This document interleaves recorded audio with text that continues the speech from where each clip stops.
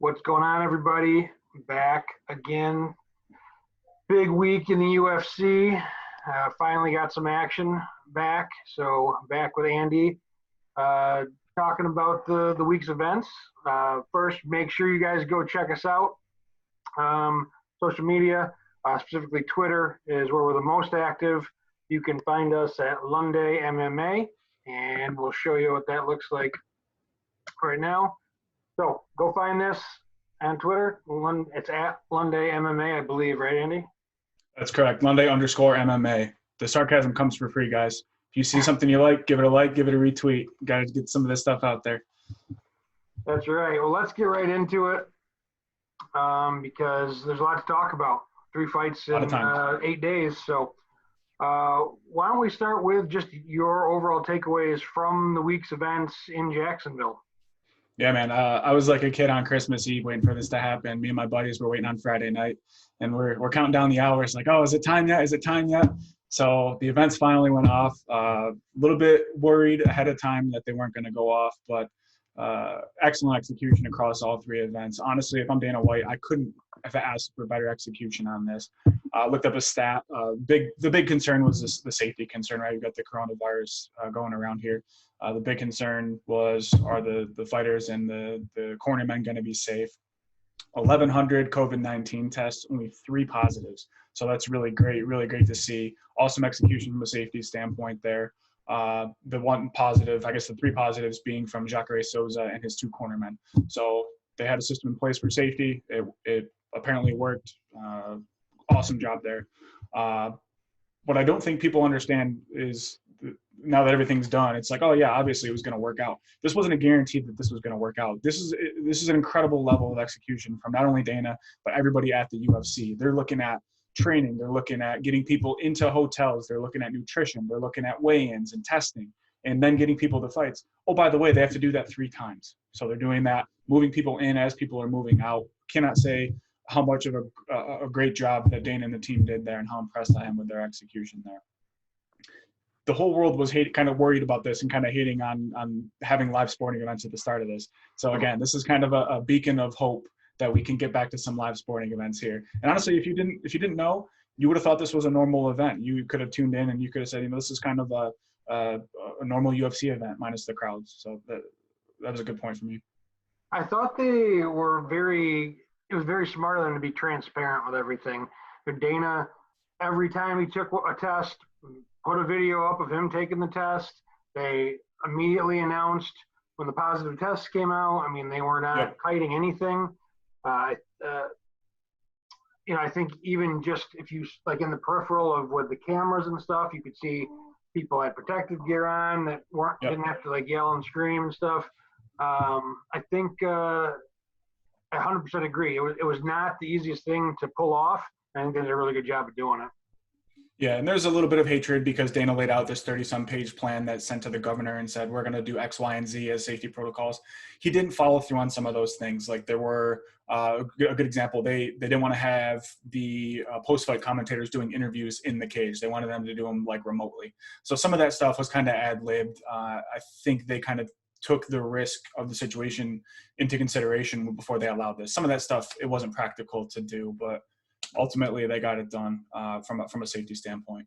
It was a little strange to me. We previously did the breakdown. It was about what we thought the no sound was going to do. And I said, yeah, it's not going to be a huge deal. It was kind of weird to me. It was a little strange. I don't know. What was your thought on that?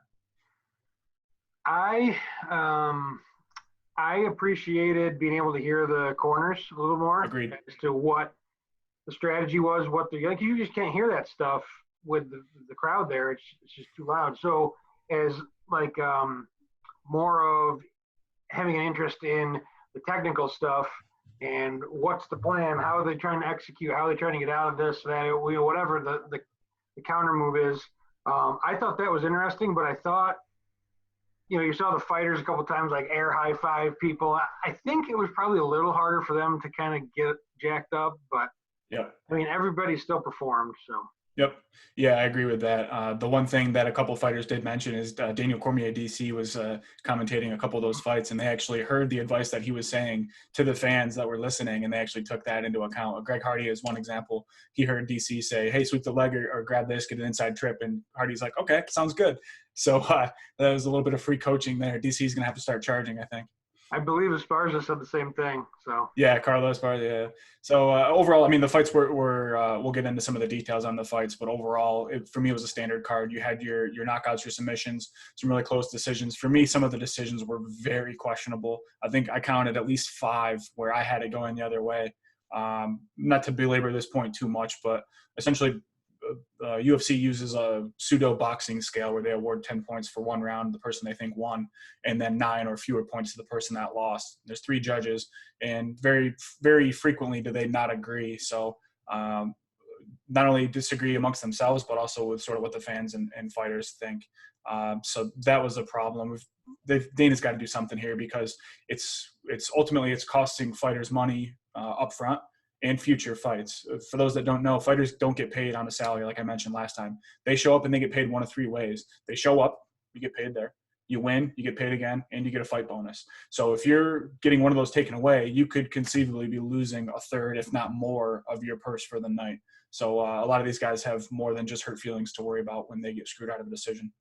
well, and if you're talking about some of these higher end fights too, you're talking about potential title shots, and which Yep. are the big money fights. You lose that chance, and you're right. It's a lot of money potentially on the line for a lot of these guys and Yep. pros. So I think what we're going to do is work backwards, right? Sure. So we're going to start with the Saturday Night Fight Night that just happened, led by Overeem and Harris, was the main event. So why don't you go through that, kind of give your takeaways, and just what do you think? Yeah, we'll touch on a couple fights there. So you mentioned the main event, Overeem and Harris. If you've been living under a rock, you might not have heard about the tragedy from Walt Harris. I'm not going to go into details because you can find that anywhere. His stepdaughter was essentially kidnapped and murdered. It's an absolutely tragic story. A lot of people pulling for Harris in this. So it would have been a feel-good story and a happy ending.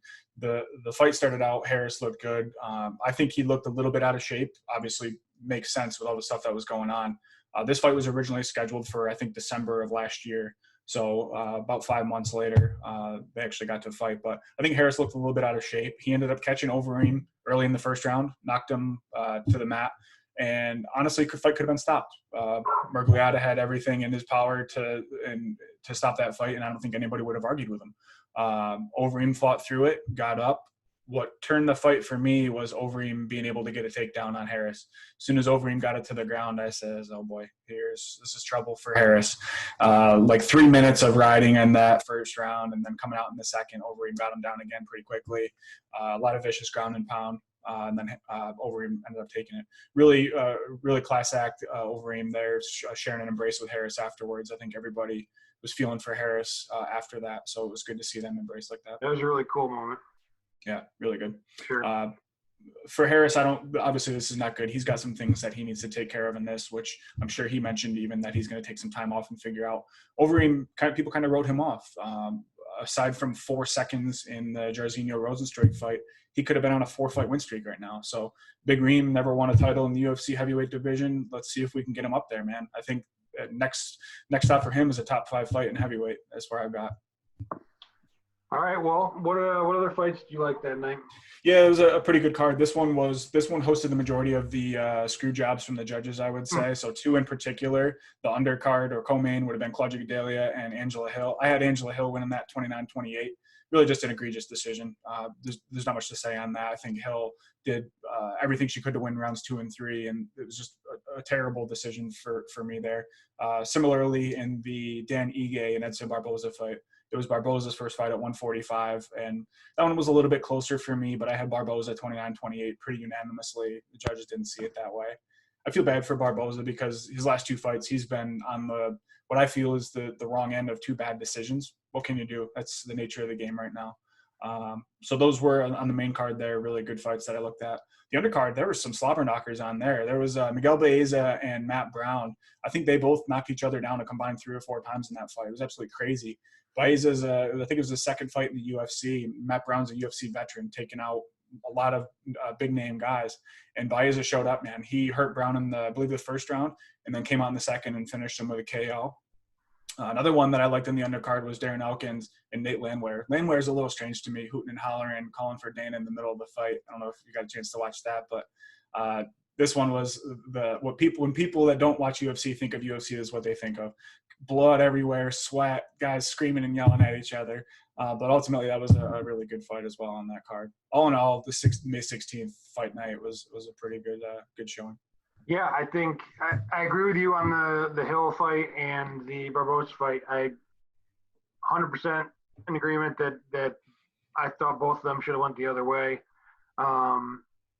If anything, the undercard fights there, this is a good reason to tune into the prelims. I know a lot of people kind of treat that like it's the minor leagues, if you will, of fighting, but there's some guys on there that are going to eventually be UFC superstars. So those undercard fights are almost more fun for me to watch because you get to see guys that are kind of demonstrating themselves to the UFC fandom, the first step, you know. Yep. All right, let's move on to Wednesday night, which was Smith Teixeira, and that one you got to watch a little bit more of that one than I did. So just why don't you get right into it? Yeah, so I watched all of these cards front to back. It's too many fights to miss. It's like I said, I complained about not having sports to watch. I couldn't miss any of these. Main event there, Smith Teixeira. Another tough fight. You know, Smith came out rounds 1 and 2, I think, took those fights. His corner started chirping at him to do X, Y, and Z throughout the fight. Throw the left, throw the right, hit the 1-2, the 1-6, whatever. And Smith's like, okay, I'll do that. And then by the end of the second round, he was not in good shape. You could tell he was visibly tired. Looking to get anything going early in the third there. Glover is historically known to be a fighter that kind of rides out the storm, and then once his opponent's tired out, goes and starts knocking people out, which is exactly what he did. A lot of people complaining in this one that there was a late stoppage, should have been stopped earlier.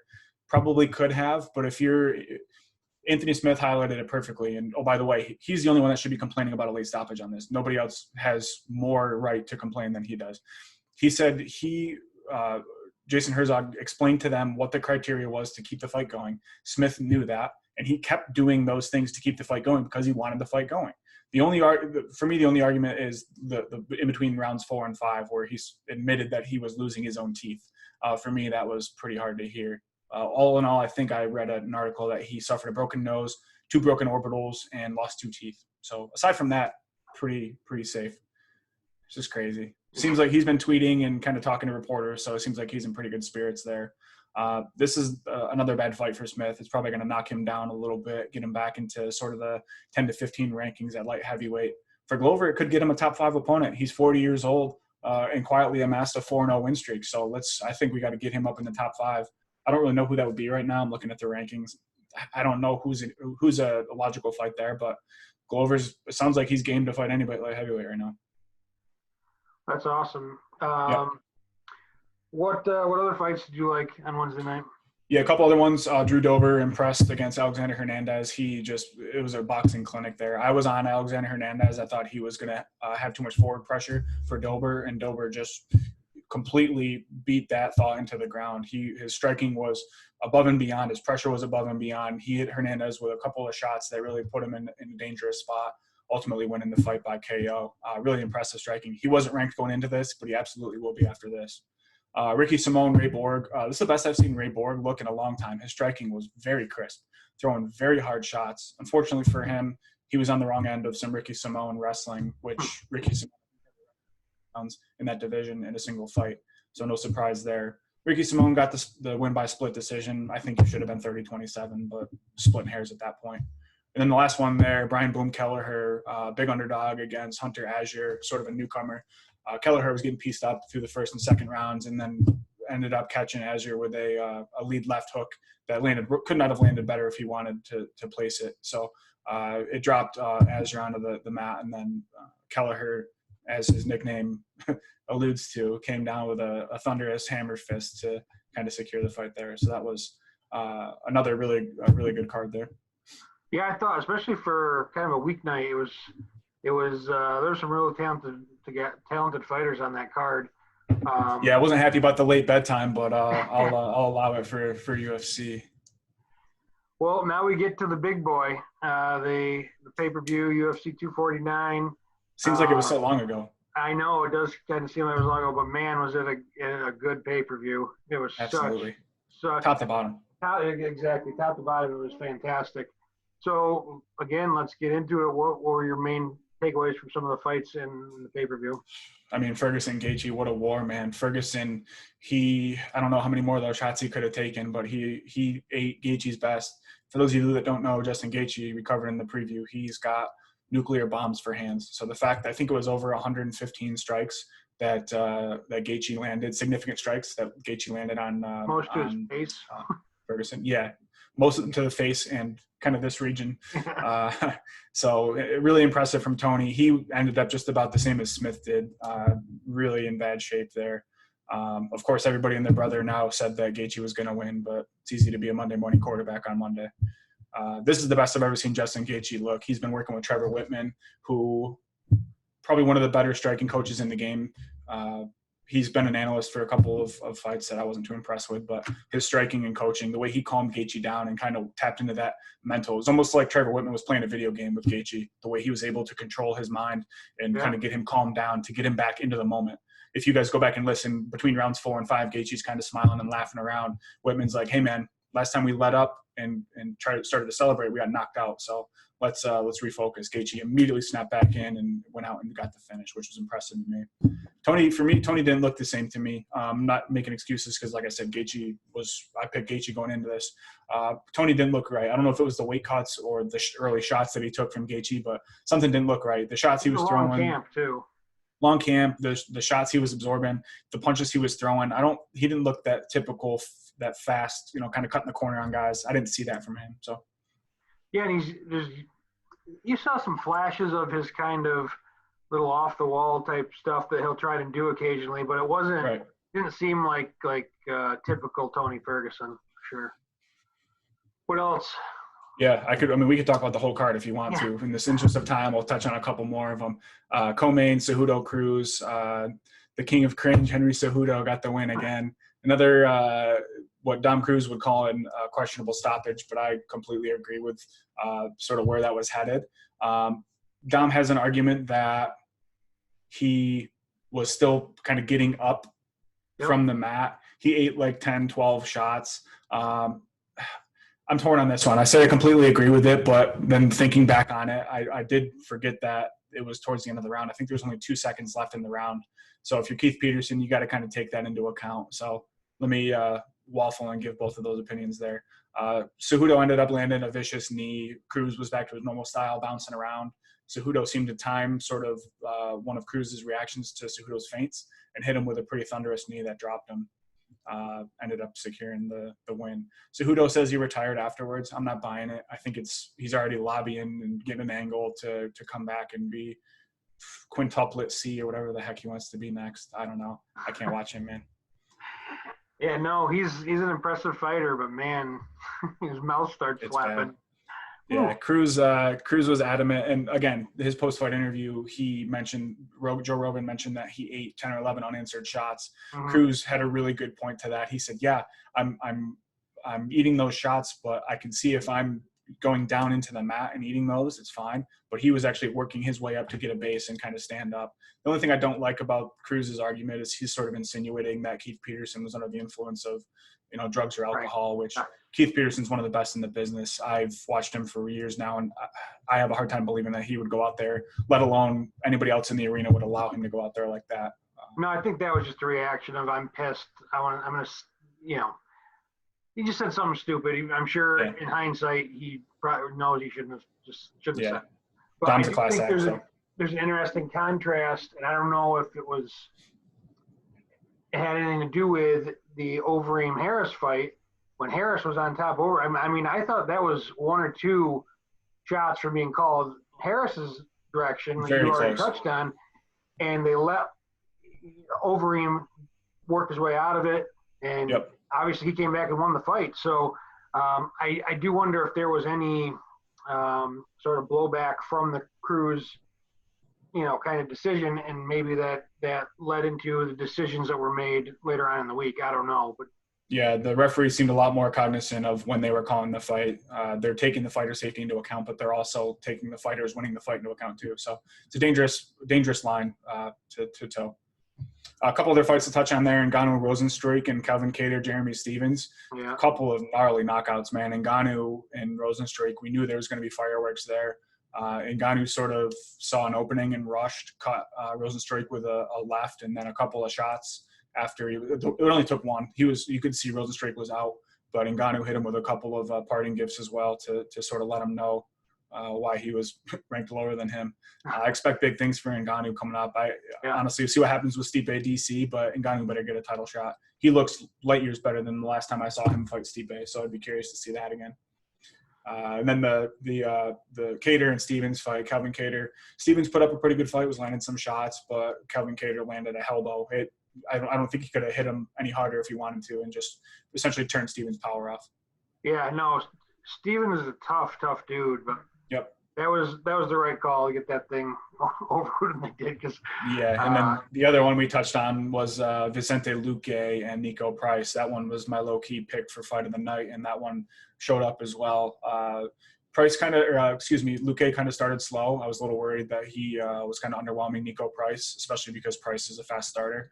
But end of round one and into round two, he landed some gnarly shots. You can go out and look at Nico Price's face.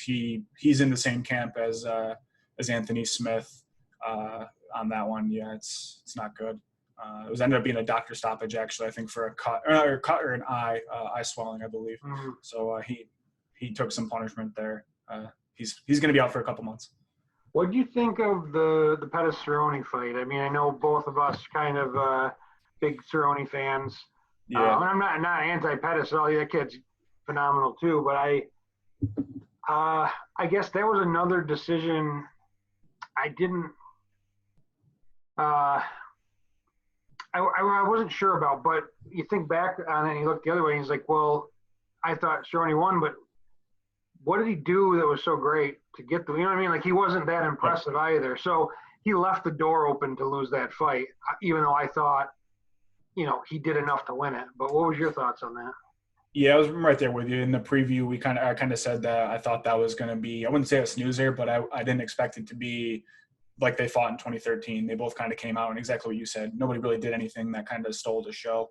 I honestly had Cerrone 29-28 in that. I was kind of shocked actually when Pettis won that. I think he was too.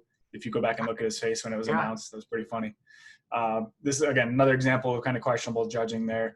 To break it down, I guess in just a quick breakdown, the way that the fights are scored from a judge's standpoint is under 3 criteria, and it's progressive. You don't take all of it into account. You look at criteria 1. If they're tied, you go to criteria 2. If they're tied again, you go to criteria 3. Criteria 1 is effective striking and grappling. So are you doing more damage to your opponent from striking or grappling standpoint? If you're doing more than to your opponent than they're doing to you, you win the round 10-9, 10-8, whatever it is. After that, it's octagon aggression. So are you the one that's controlling the octagon and pushing the pace further than that?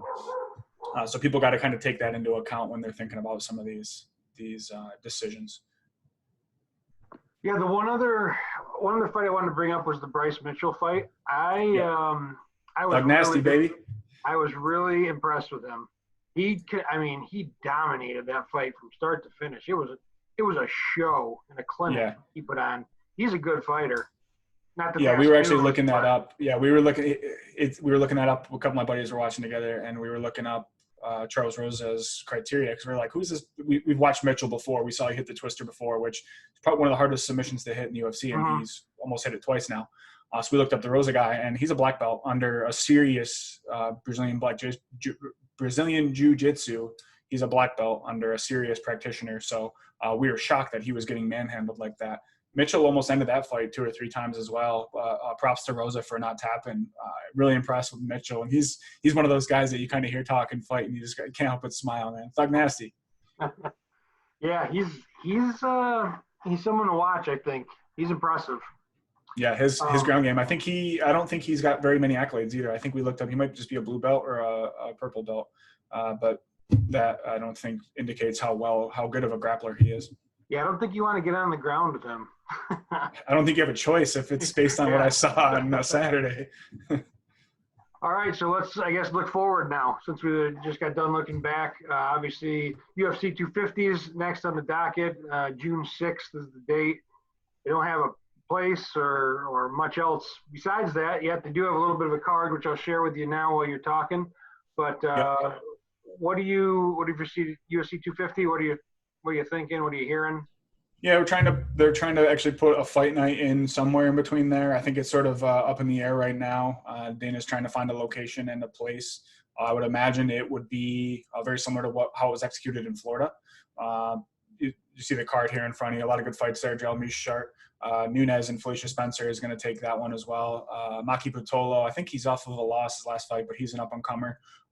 Really strong fighter, so that's going to be a good matchup there.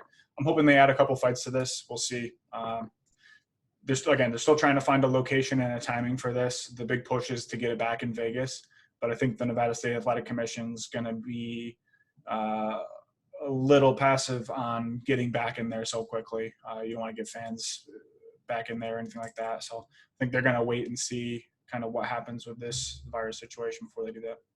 Yeah, I do know Texas and California both opened themselves up to sport, or gave dates at least today. Yep. It was kind of some of the national news with this specifically for sporting events without fans, but still for sporting events, which I don't know if there's any place in, at the LA area or something like that may, now that it's coming down the pipe, that you can at least plan for, but it'll be interesting. I do agree with you though. I think they need to add another big fight towards the top of that card. Yeah, Nunez, Spencer, they've got to get something else to anchor that. Let's take it to Flight Island, man. I don't know where that is, but let's do it. Let's go. Nobody does for Dana. Let's test it out. Find the location. So outside of the fight night you were talking about and UFC 250, we'll kind of combine the two with what we saw this past week and in the future. Now that you know the results, what are some fights that you want to see moving forward with some of these guys and girls that won? Yeah, we've got to get Gaethje and Khabib first and foremost, man. I think that's going to happen this summer, and I think Dana's going to push that. Conor McGregor kind of came in and threw his hat into the ring to fight Gaethje, and Gaethje's like, nah, man, you got to work your way back up. So I think Gaethje's going to hold that interim belt until he fights Khabib. That's going to be an awesome, awesome fight. Hopefully this summer. That's going to be fantastic. Another one coming out of this, I mentioned I want to see Ngannou fight Stipe or DC.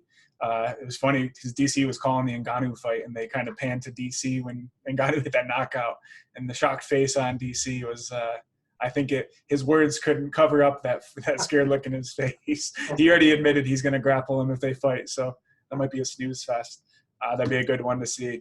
I mentioned in the previews about 135 and how much I love that division. I want to see, since Cejudo is retired, I want to see Peter Yan and Aljamain Sterling for the strap. I think that can happen this spring or summer.